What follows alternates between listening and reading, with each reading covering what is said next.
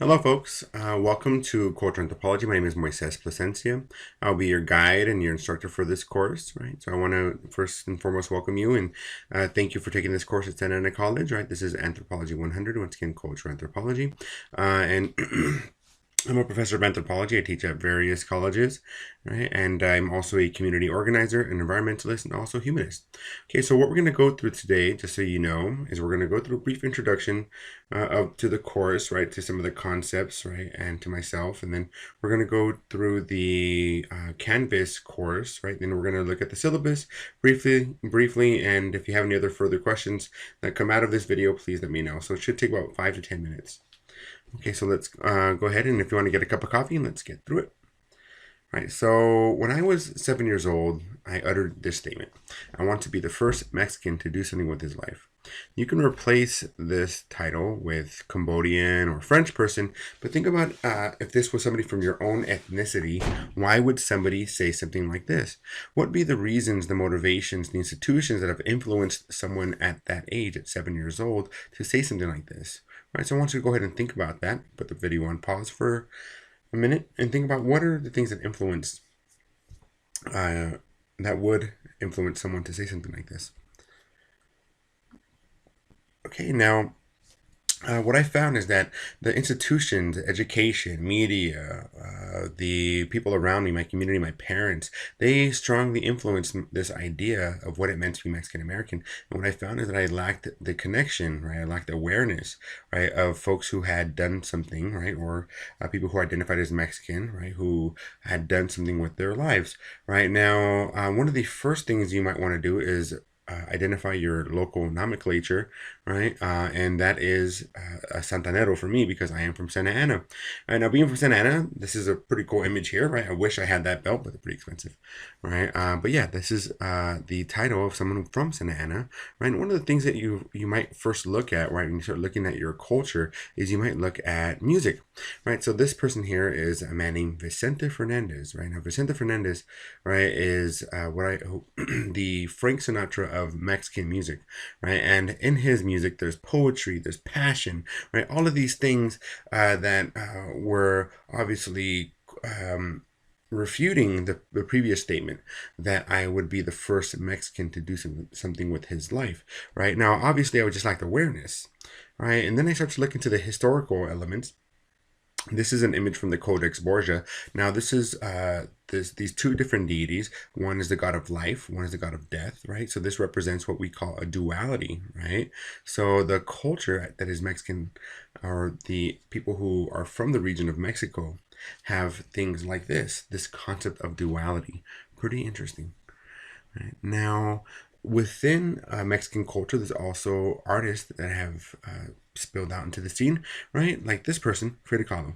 Frida Kahlo was a feminist.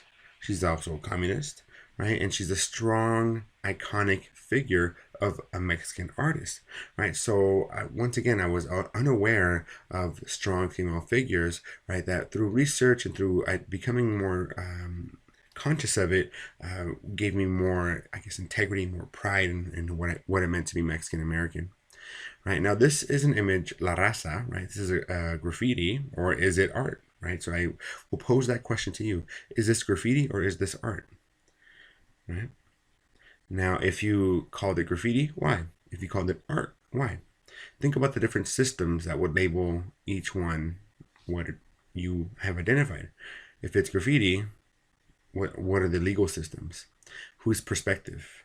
If this is art, once again, the same thing. Whose perspective, right, is influencing this concept of art? So this second image here, this other image that I'm showing you right now, this is an image located in El Castillo in Spain, right? So this is an image of some of the first art forms. Now, I'll raise the same question to you. Is this graffiti or is this art? Did they have to somehow negotiate with the cave delegation, right? Whether or not they could have the approval to create this art piece, right? Now, this is also the first aerosol art, meaning that it's the first type of spray paint art, right? Now, I'm from Santa Ana, right? Being from Santa Ana, there was a bad reputation of Santa Ana when I was growing up in comparison to the other cities in Orange County, right? But I never thought it was a bad place to grow up, but it was a struggle, right? But making it out, right? One of the first ways that, or one of the primary ways that people make it out of, let's say, a struggling situation is with education. So I went to Santa Ana College, right? And I was here for a while, and then I went from there to the University of Santa Cruz. And at the University of Santa Cruz, I did get a few internships. I had an internship in the Yucatan Peninsula where I lived with with Maya folks in this area known as the Maya Zone.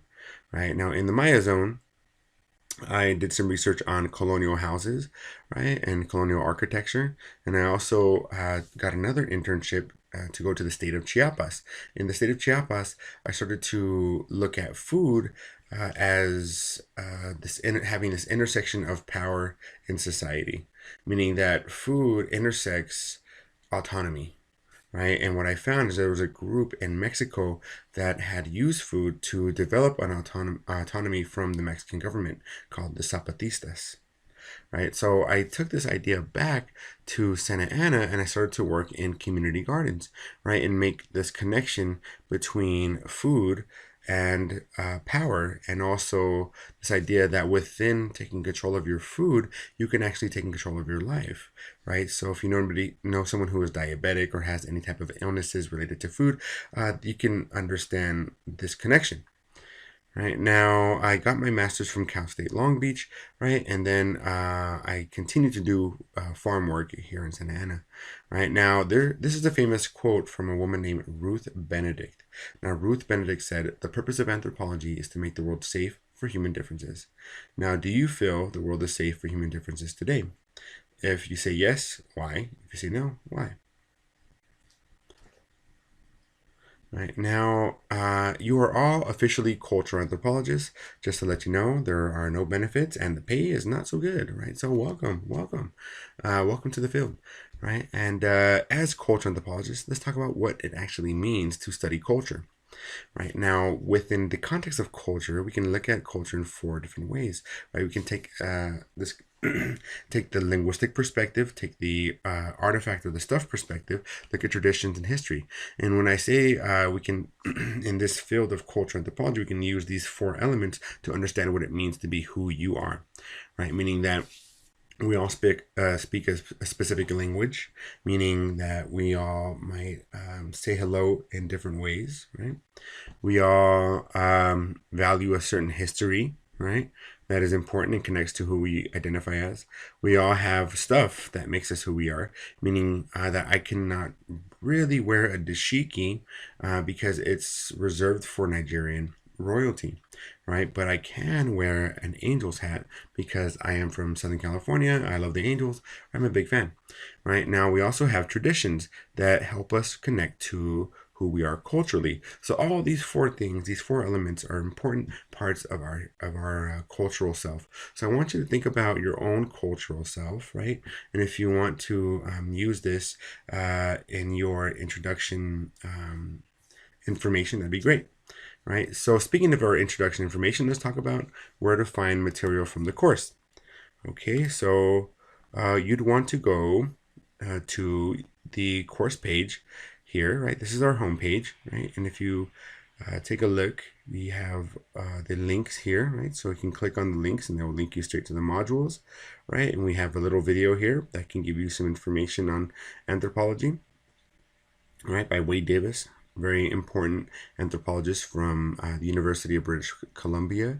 Right now, you want to go and click on the modules, and on the modules, you want to click on this introduction information here that will give you a breakdown of what you need, course summary, accommodations if you need them, right? And it will also help be the location for most of our assignments, right? So if you click on, let's just click on our first module here, you have our lectures, right? You have also the graded assignments, right? And I have outlined them here for you, right? So if you have any questions about what you might need to do, right, you can just look at the module overview, right? And you can take a look at these important learning objectives for these sections, right? And kind of just go through it. Right, so you have all this good stuff available to you. Now, the most important document that you should read, and which is often not read, right, is the syllabus, right? So I want you to go ahead and look at the syllabus. Look at the syllabus, right, and make sure that you give yourself the opportunity to read through it, because this will be an essential part of your success. Meaning that we have the course description, right? We have the objectives, right? We also have what you will need for the course, right? We also have some tips, right, and expectations of what you might need to do, right? We have some etiquette here, right? And some of these course meetings may be utilizing Zoom, right? But we will also use Zoom for any type of office hours. So if you have any questions, please let me know, right? But please read through this material, and I'll see you soon. Right, thank you.